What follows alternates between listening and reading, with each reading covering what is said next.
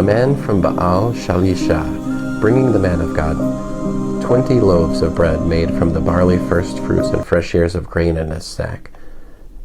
Elisha said, "Give this to the people to eat." His servants said, "How am I to serve this to 100 men?" But he said, "Give it to the people to eat, for Adonai says that they will eat and have some left over." So he served them, and they ate and had some left over, as Adonai had said. End of 2 Kings chapter 4.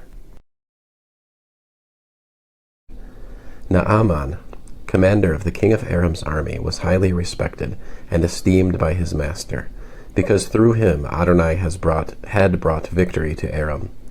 But although he was a brave warrior, he also suffered from TZARA'AT. Now on one of their raids into Israel's territory, Aram carried away captive a little girl, who became a servant for Naaman's wife. She said to her mistress, "I wish my lord could go to the prophet in Shamron. He could heal his TZARA'AT." Naaman went in and told his lord, "The girl from the land of Israel said such and such." The king of Aram said, "Go now, and I will send a letter to the king of Israel." He set out, taking with him 660 pounds of silver, 6,000 pieces of gold, and 10 changes of clothes. He brought the king of Israel the letter, which said, "When this letter reaches you, you will see that I have sent my servant Naaman to you, so that you can heal his TZARA'AT." When the king of Israel finished reading the letter, he tore his clothes.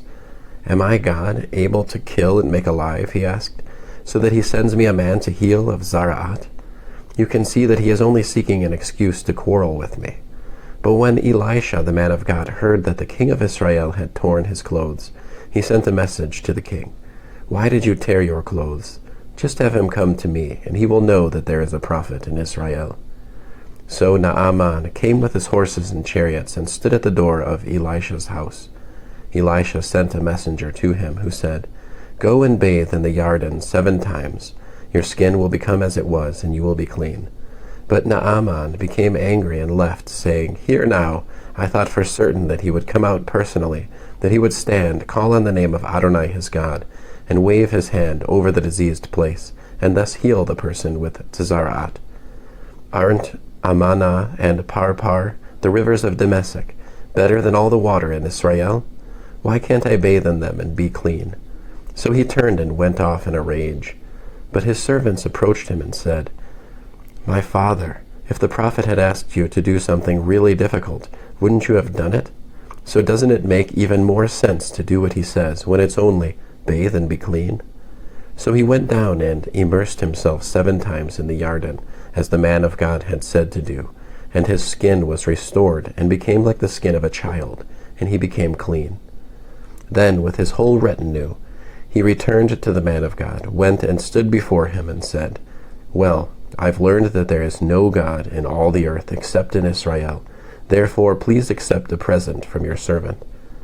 But Elisha answered, "As Adonai lives, before whom I stand, I will not accept it." And despite his urging him to take it, he refused. So Naaman said, "If you won't take it, then please let your servant be given as much earth as 2 mules can carry, because from now on your servant will offer neither burnt offerings nor sacrifices to other gods, but only to Adonai. Accept this, and may Adonai forgive your servant for it. For when my master goes into the temple of Rimmon to worship there, and he leans on my hand, and I bow down in the temple of Rimmon, when I bow down, may Adonai forgive your servant for this." Elisha said to him, "Go in peace."